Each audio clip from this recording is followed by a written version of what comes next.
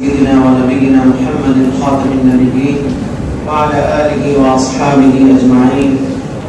أما بعد، فقد قال رسول الله صلى الله عليه وسلم: بعثت لأتمم مكارم الأخلاق، أو كما قال عليه الصلاة والسلام.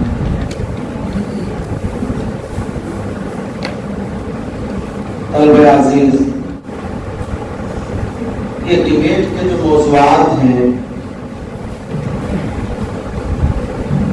ہمارے جامعہ کے نائب محتمل جناب مولانا ڈاکٹر محمد شکیب صاحب قاسمی دامت برکاتہم العالیہ اور فکر کے بعد اور اہل علم حضرات سے مشورے کے بعد ان موضوعات کا انتخاب بھی کیا اور ان موضوعات پر ڈیبیٹ کس طرح کرنا ہے اس کی بھی تربیت.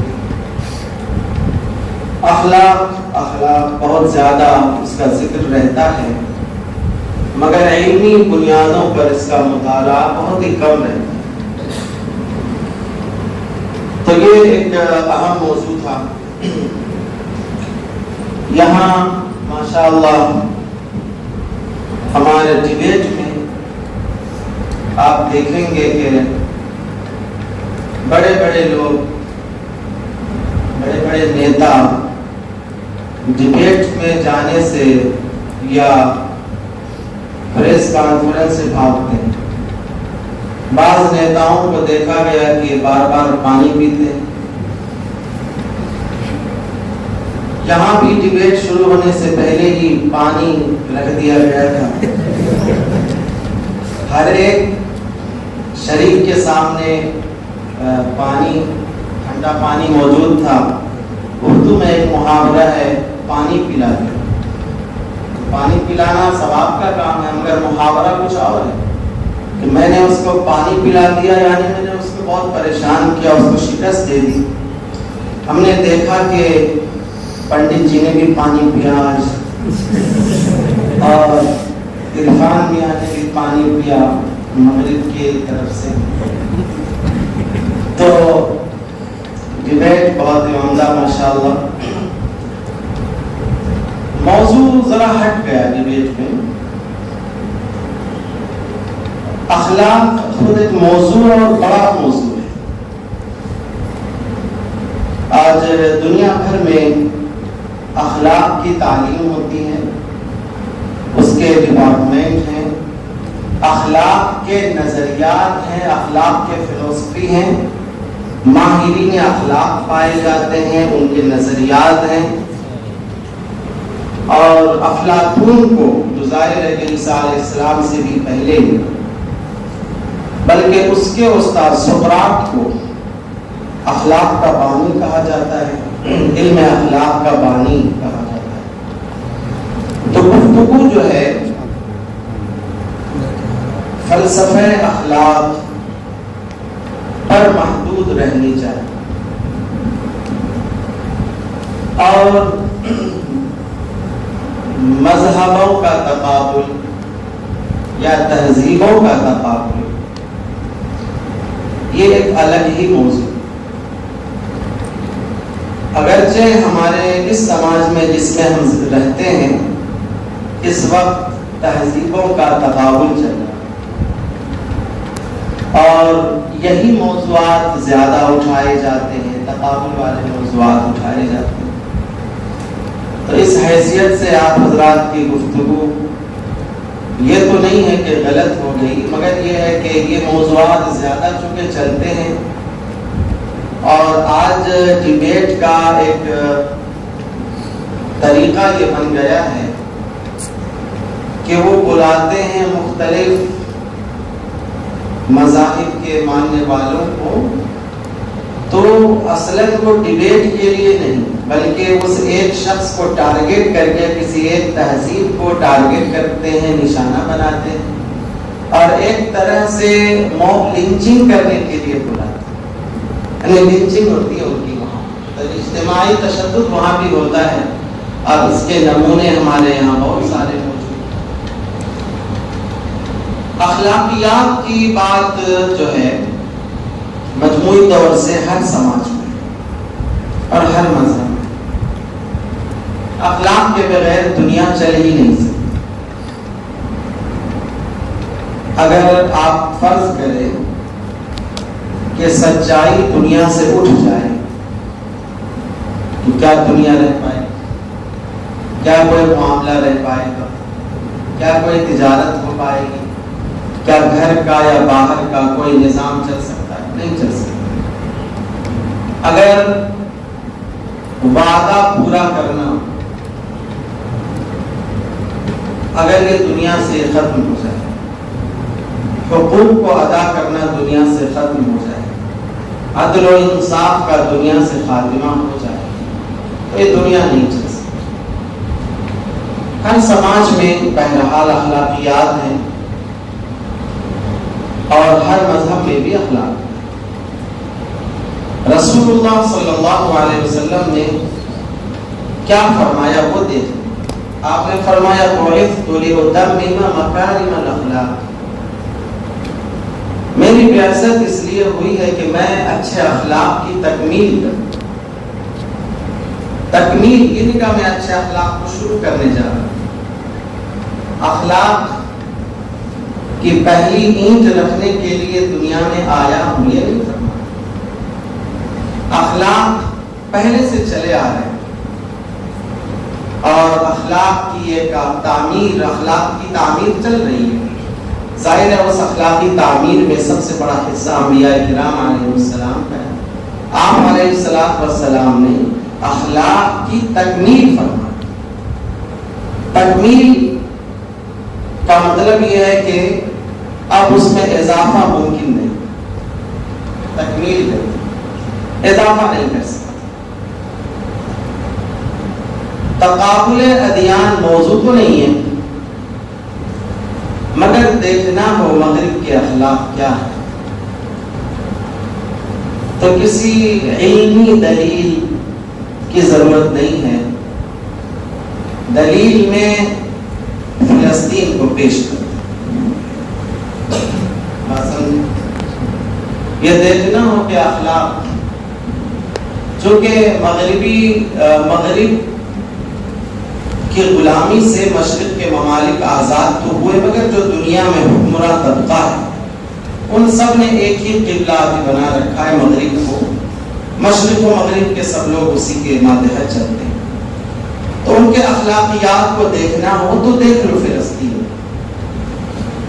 وہ بات جب کریں گے انسانوں کے حقوق، بچوں کے حقوق، خواتین کے حقوق اور جانوروں کے حقوق کی، اور اس طرح غذا، دوا، علاج، تعلیم، عبادات، حریت مذہب، حریت الرائے، حریت العمل، حریت التعلیم، جب ان سب موضوعات پہ بات کریں گے تو ان کو مذہبی آزادی پر بات کرنے والوں کو غزہ کی مسجدوں کی تصویریں دکھاؤ،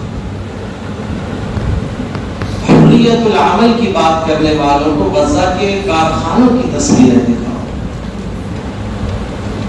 حریت حقوق الاطفال کی بات کرنے والوں کو بچوں کی تصویریں دکھاؤ، عورتوں کے حقوق کی بات کرنے والوں کو وہاں کے شہداء خواتین کی تصویریں، تو یہ سمجھ میں آئے گا کہ مغرب اخلاقیات کی کس سطح پر ہے اور دنیا کتنی مجرمانہ خاموشی اختیار کی ہے، اس کو دیکھ سکتے ہیں۔ ساری دنیا اس لپیٹ میں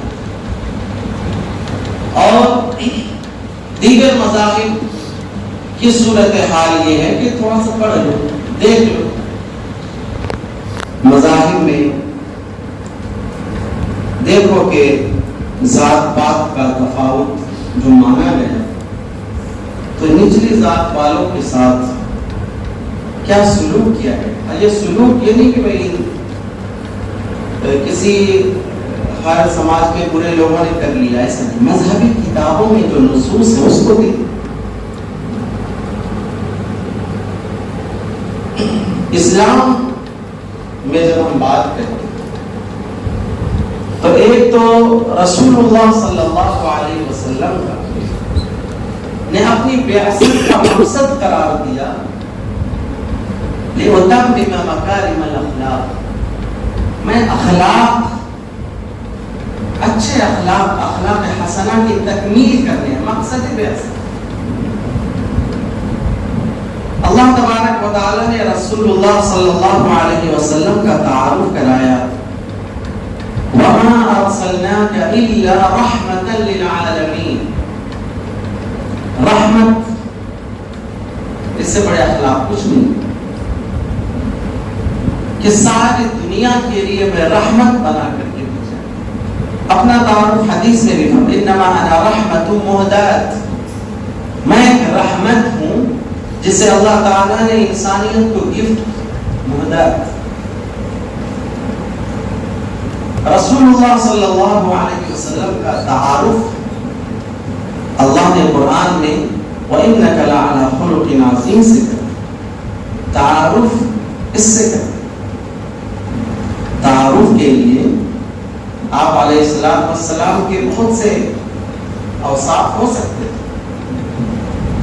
لیکن تعارف کے لیے اخلاق کا لفظ اللہ تبارک و تعالیٰ نے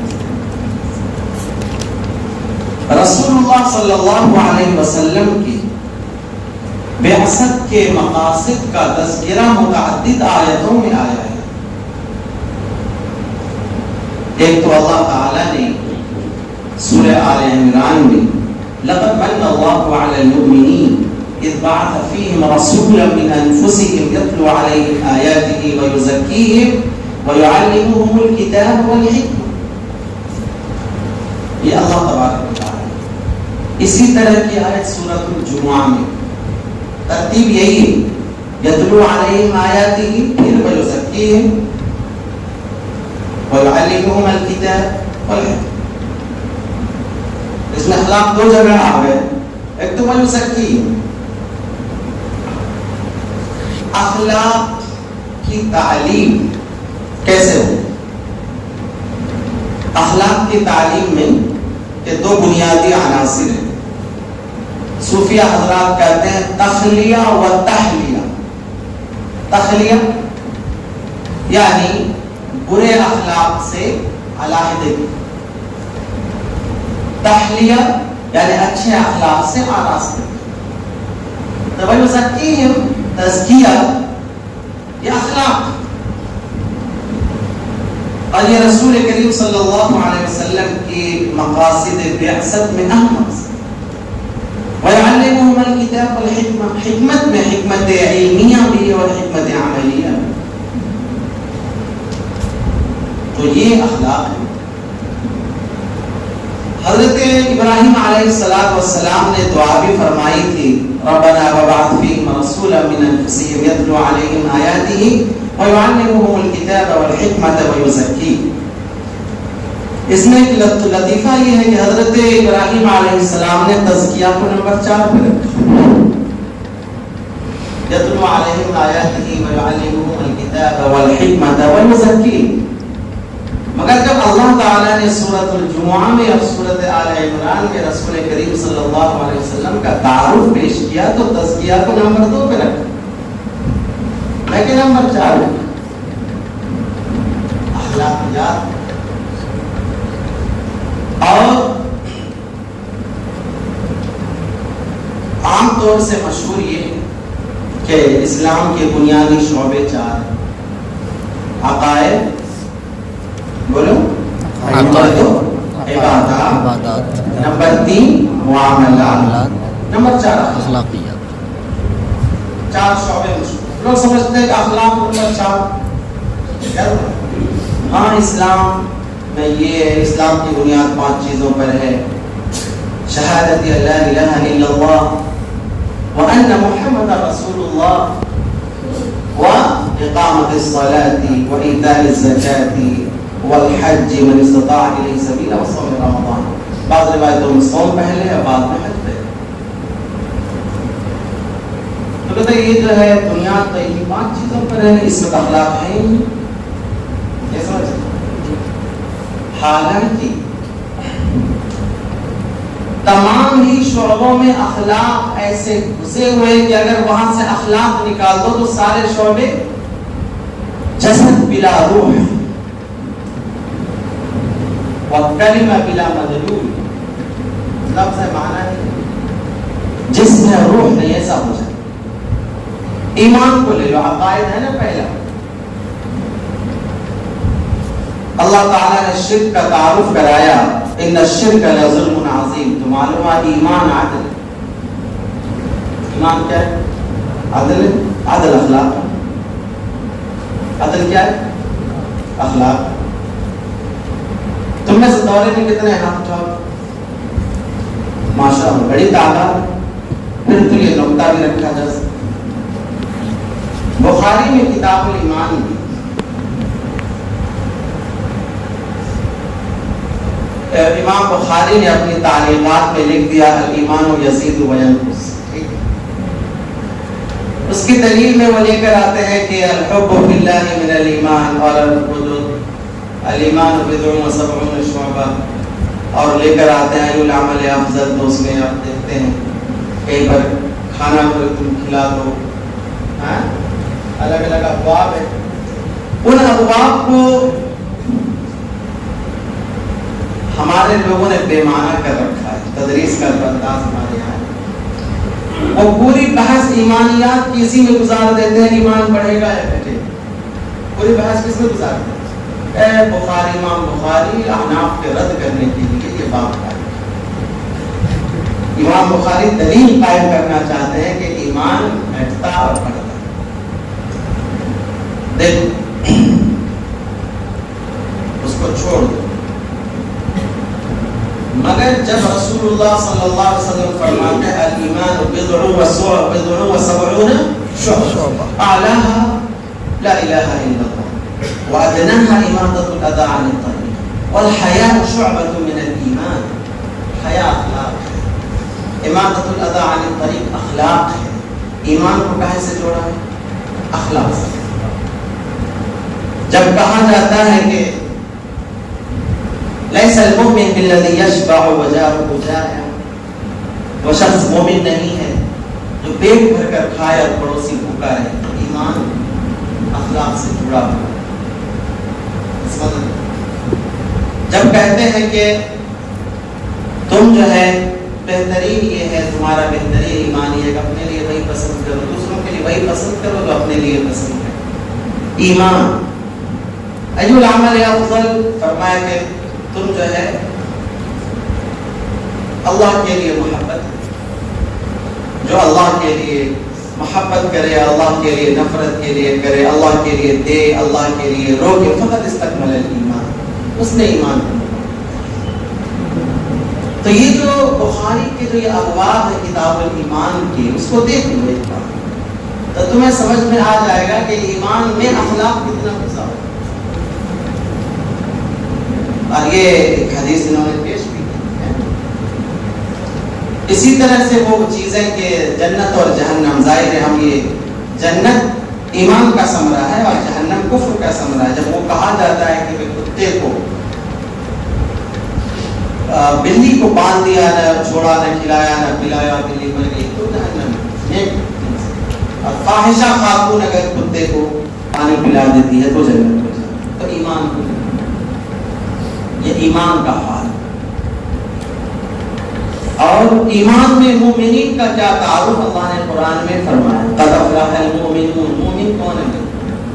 الذین هم فی صلاتهم خاشعون والذین هم عن اللغو معرضون، اعراض عن اللغو اخلاق، والذین هم للزکاة فاعلون والذین هم لفروجهم حافظون، حفظ الفروج کیا ہے؟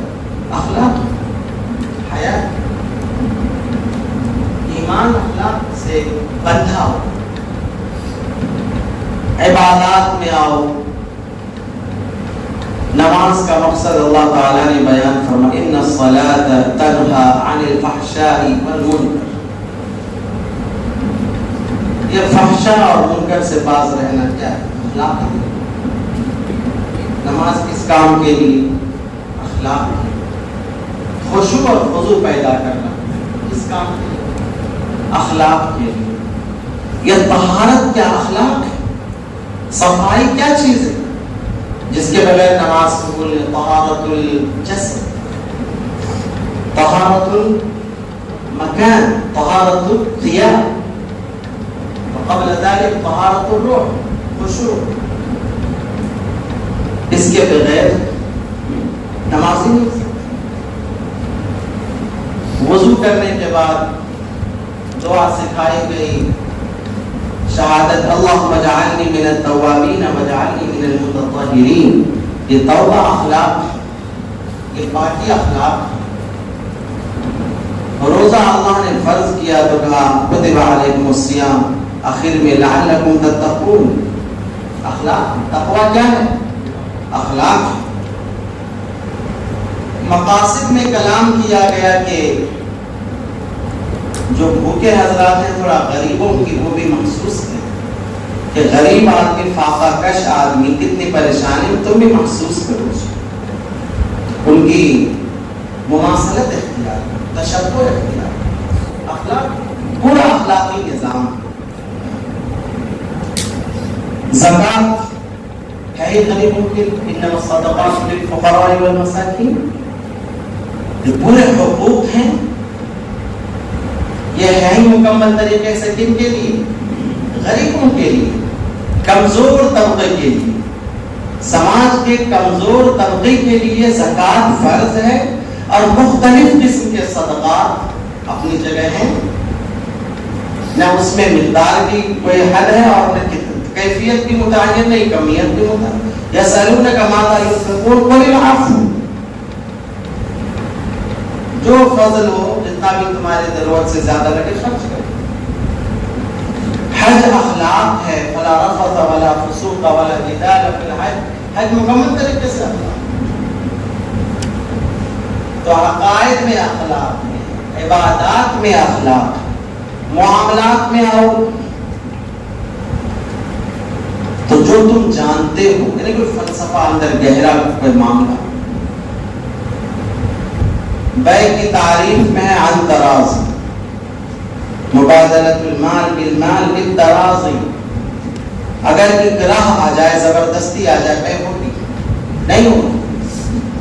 تم حرام کو فروخت کرو گے، خمر، شراب، جوا، قمار، معاملات کی چیزیں ہیں یہ جو انسان کے لیے، انسان کے حالانکہ نفع ہو سکتا ہے. کوئی آدمی اگر شراب کی تجارت کرے نفع بھی ہو سکتا ہے، مگر اسلام جو ہے صرف ظاہری نفع کو نہیں دیکھتا، وہ سماج پر اور انسانیت پر اثرات کو دیکھتا ہے. شراب کو حرام کر دے، کتنا بھی نفع ہو جائے.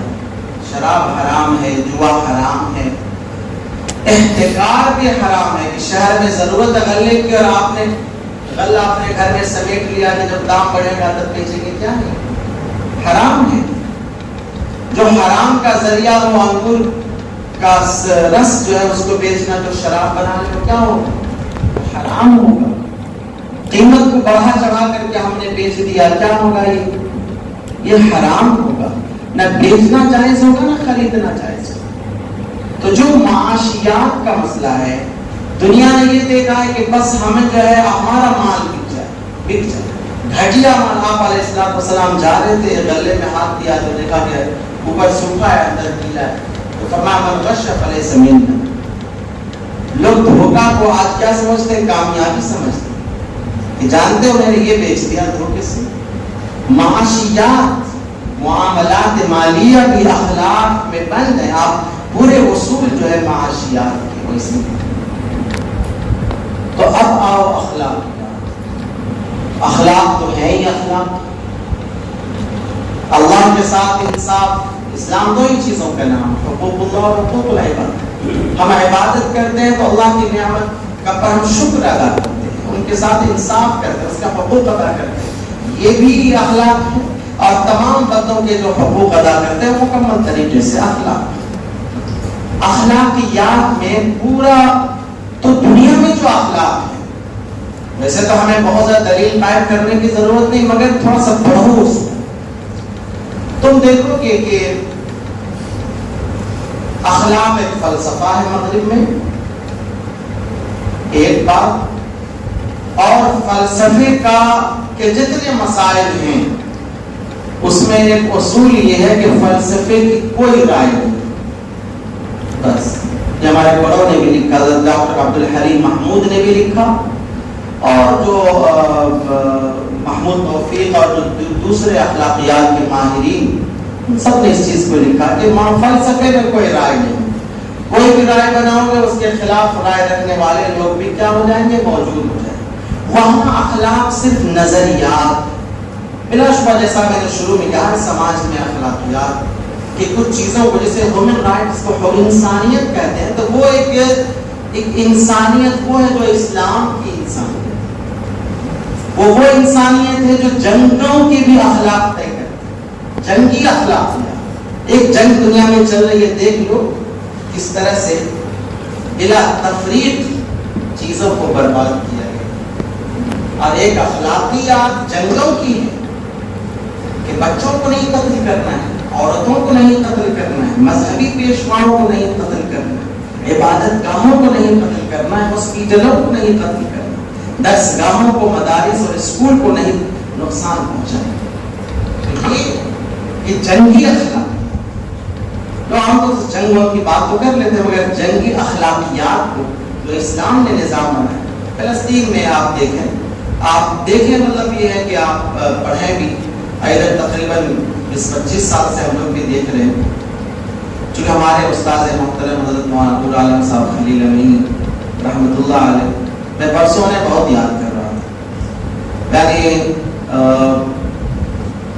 جب شیخ احمد یاسین رحمہ اللہ کی شہادت ہوئی جو حماس کے بانی تھے، تو میں نے مولانا کو گھوٹ کر روتے تھے، اور اس کے بعد مولانا کی تحریر آئی تھی، احمد یاسین کا کیا تحریر تھی، تو میں نے کہا کہ شہادت ہوئی ہے اسماعیل ہانیہ کی، مگر مولانا نہیں ہے،